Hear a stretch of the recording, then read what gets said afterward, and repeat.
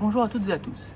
Alors, on se retrouve dans cette petite vidéo pour parler un peu de l'histoire de la mécanisation du calcul analogique. Alors, j'ai exposé mes propos par quelques machines que vous avez sûrement vues dans mes précédentes vidéos. Alors, je ne les ai pas toutes sorties. Là, on est à l'extérieur parce qu'il fait un superbe temps.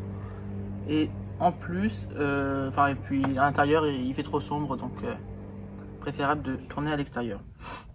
Alors, on va commencer par le terme calcul. Alors, le terme calcul vient du latin calculus, qui signifie littéralement caillou. Ces derniers étant utilisés pour effectuer de simples opérations, telles que le comptage des votes lors des assemblées. Le sens du mot calculus se retrouve dans la notion de calcul élaborée par Alan Turing. Tout ce qui permet de prendre des décisions sert aussi au dénombrement. Alors, ce qui nous intéresse ici est le dénombrement en lui-même. L'action de réaliser des opérations telles que additionner, soustraire ou encore multiplier. Alors, bien avant l'arrivée de machines complexes telles qu'on peut le voir là, c'est assez complexe, l'être humain développa de multiples techniques, outils aidant au calcul.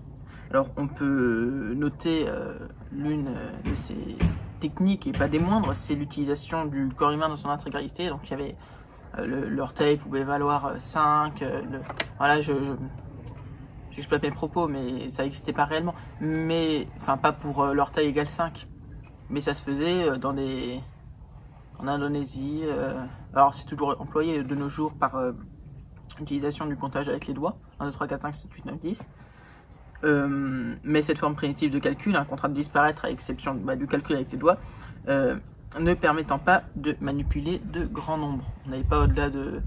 On ne pouvait pas calculer des milliards avec. Il devient donc vite impossible d'exécuter de calculs complexes pour le marchandage, comme ça se développait énormément au début de l'humanité. Alors vient une invention grecque bien connue, donc c'est l'abaque, qui fonctionne avec un principe de billes qui coulissent dans des rainures. Donc c'est le même principe que le boulier chinois, qui est à peu près de la même époque, et qui est un peu plus connu, toujours employé dans les crèches. Alors, plus complexe et plus précise que le boulier, c'est la règle à calcul. On en a un exemplaire ici, inventé en 1620 par l'anglais Edmund Gunther, et puis perfectionné de nombreuses fois. On doit sa forme définitive et moderne, telle qu'on la connaît aujourd'hui, à Amédée Meinham.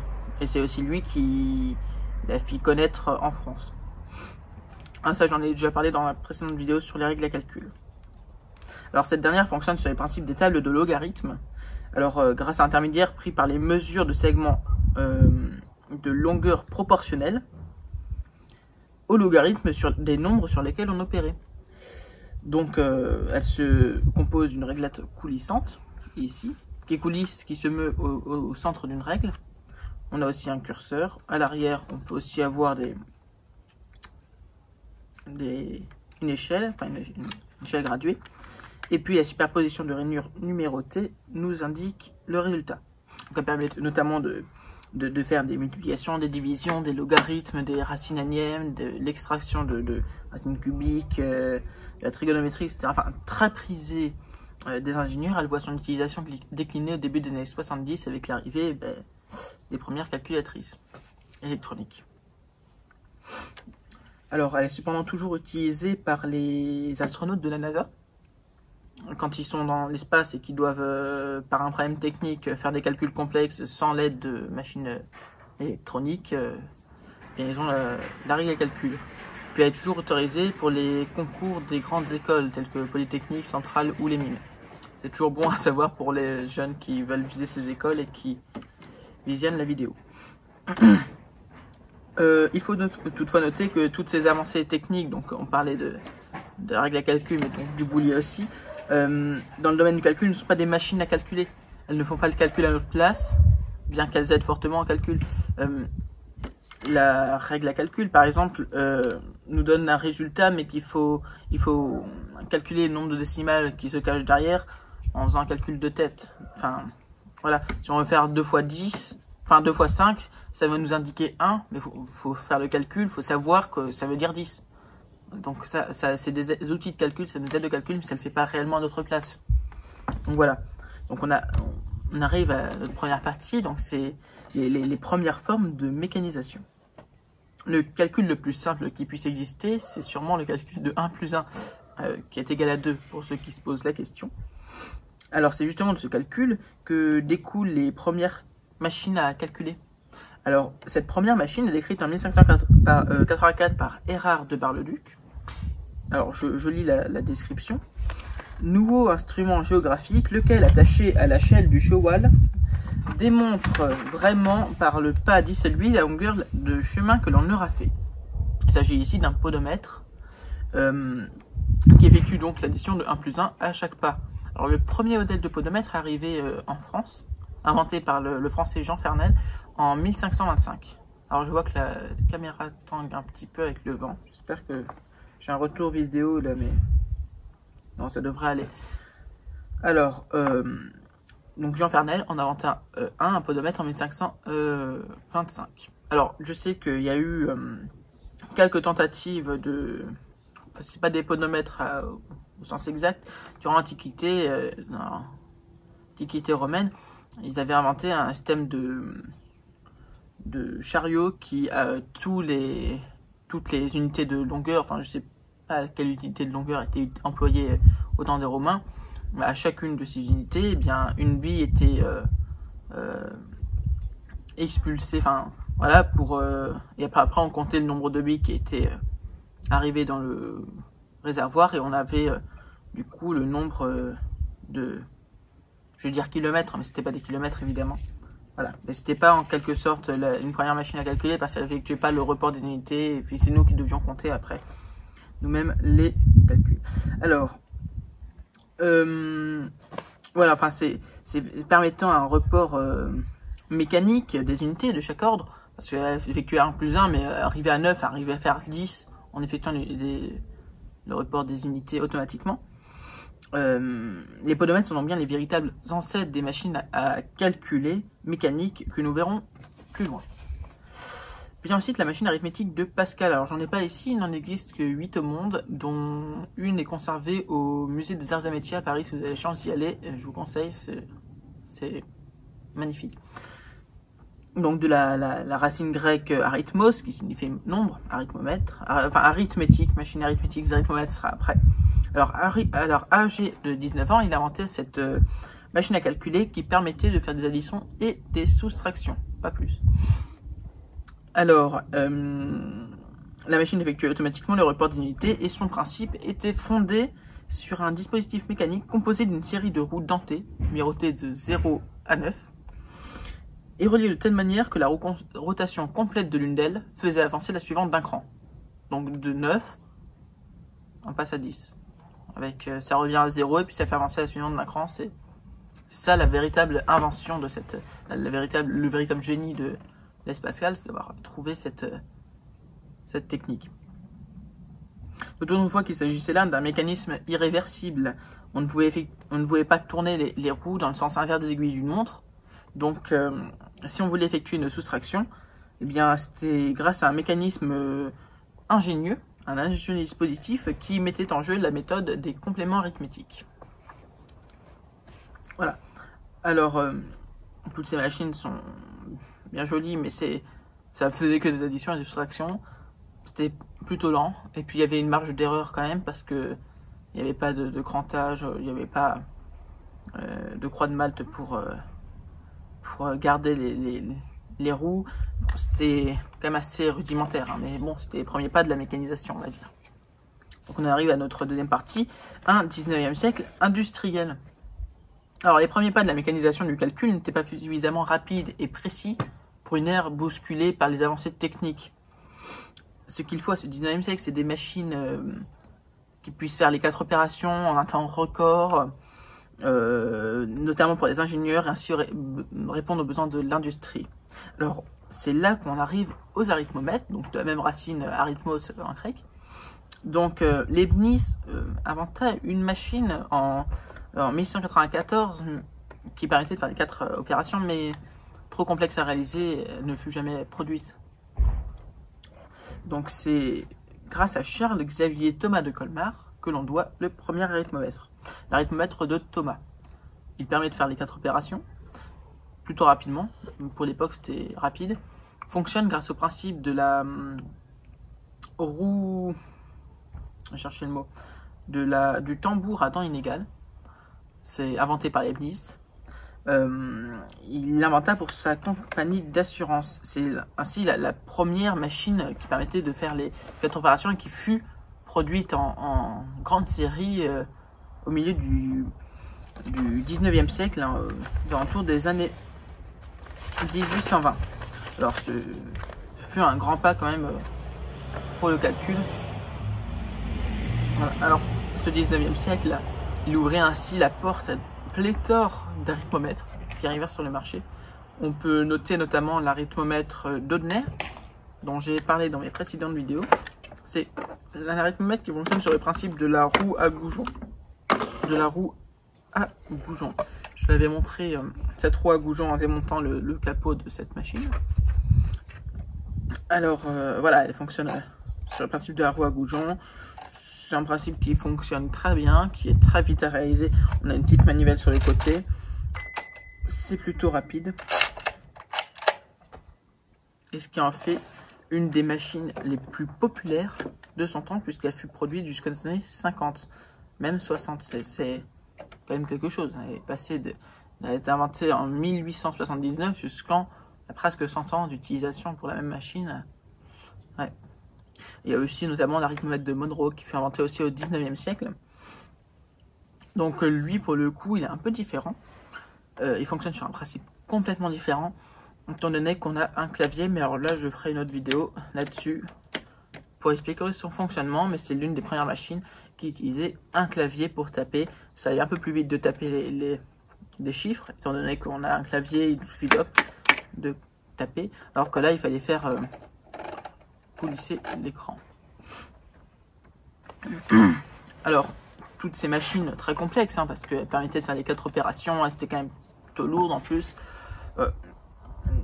n'étaient pas forcément utiles pour le commerce à petite échelle, par exemple boulanger, ou voilà. Enfin, donc c'est donc cette réflexion que découlent les premières additionneuses. Comme son nom l'indique, les additionneuses, ça permet de faire uniquement les additions et les soustractions.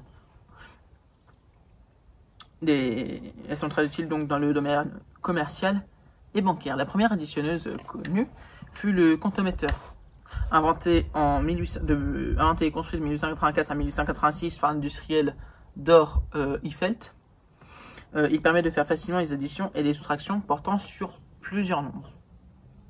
Alors, il connut un vif succès jusqu'au début du XXe siècle, mais cependant, ce qui l'a mis vite hors jeu, parce que de 1884 au XXe siècle, enfin au début du XXe siècle, c'est pas immense comme non, face à l'arythmomètre d'Audner qui perdura bien plus longtemps. Ce qui l'a mis vite hors jeu, c'est que il n'y avait pas de dispositif d'impression, en même temps une trace écrite du calcul.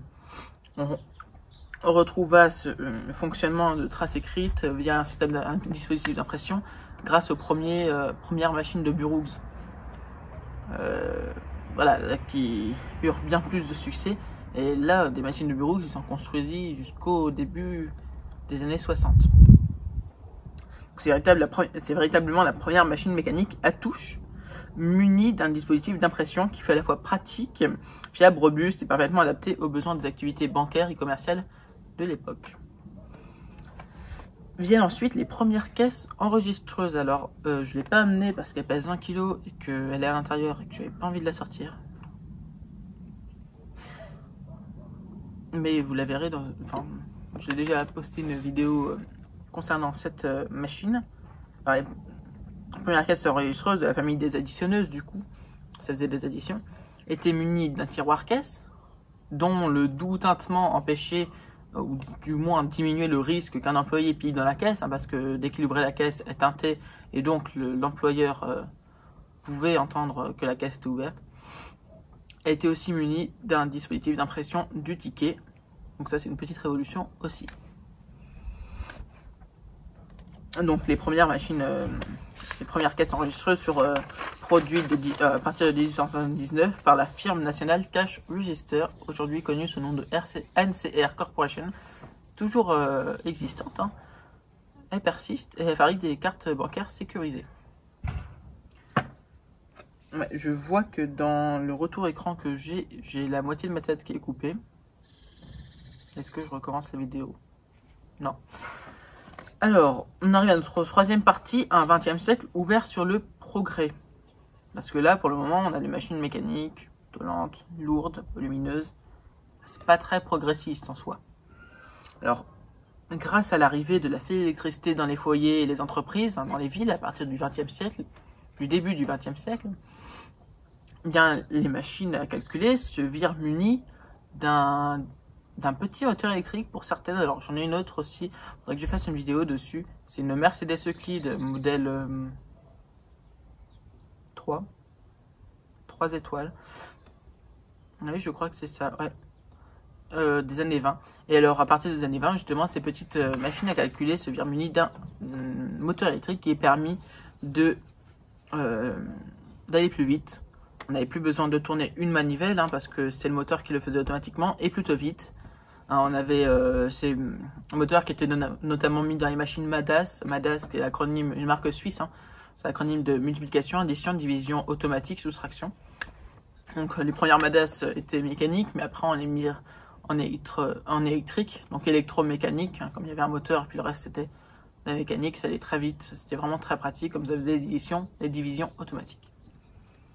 Et puis, il y a aussi la miniaturisation des machines, avec plus le monde avance et se développe, plus les avancées techniques et technologiques se réduisent. Toutes ces machines évoquées précédemment sont lourdes. Celle-là pèse 5 kg, celle-là en pèse peut-être 2. Là, par terre, j'en ai une autre que je ne vous ai pas montré, mais elle en pèse 8. Là, on a des petites additionneuses qui en pèsent 1. Enfin, c'est lourd, clairement. Et sauf le podomètre, lui, il tient dans une main, il n'est pas très lourd. Alors j'ai oublié de vous le montrer, c'est un petit podomètre des années 20 et qui fonctionne comme celui évoqué par Erard de Bar-le-Duc, via un système de levier à l'arrière. À chaque pas, il fait l'addition de 1 plus 1. Donc on voit que de 1525 au début du XXe siècle, le mécanisme n'a pas ou presque pas changé, bien qu'il se soit un peu rétréci et on est aux alentours du mécanisme d'horlogerie, parce qu'il a été bien travaillé avec de l'acier bleui. Ça n'a presque pas changé, donc là, le XXe siècle ouvert sur le progrès, ça n'a pas trop marché pour le podomètre. Bref, je m'égare un peu, donc le podomètre est à part pour la partie volumineuse et lourde de la machine à calculer. Donc, on arrive à cette superbe machine à calculer, inventée en 1947 par Kurt Erzsach, bref, Monsieur Kurt, inventée en 1948. Elle permettait, et puis elle permet toujours parce qu'elle existe toujours, de faire des multiplications, additions, soustractions, divisions. Elle tenait dans la main. Elle a été fabriquée de 1948 au tout début des années 70, je crois, 1972. Puis après, ça a été supplanté définitivement par les machines à calculer électronique, les petites calculatrices Curta. Donc ce fut vraiment une superbe machine qui est aujourd'hui presque inaccessible pour les petites bourses, étant donné qu'elle se vend à plusieurs centaines d'euros. C'est le baba des collectionneurs, forcément. Donc, voilà, si vous en avez une pas chère à vendre pour 30 euros, je suis preneur. Voilà. Donc, voilà, c'est la fin de cette vidéo. Là, on arrive à la Curta. On en finit avec cette Curta. On peut terminer ce parcours en présentant la première machine, la première calculatrice entièrement électronique, produite en 1972, et qui coûtait pas moins de 375 $, juste pour faire les 4 opérations et rien de plus, pas de calcul de pourcentage, rien du tout. Voilà. Bon, alors, voilà, je vous incite à vous abonner à la vidéo et puis n'hésitez pas à lâcher un pouce vert. Et puis, bonne fin de journée.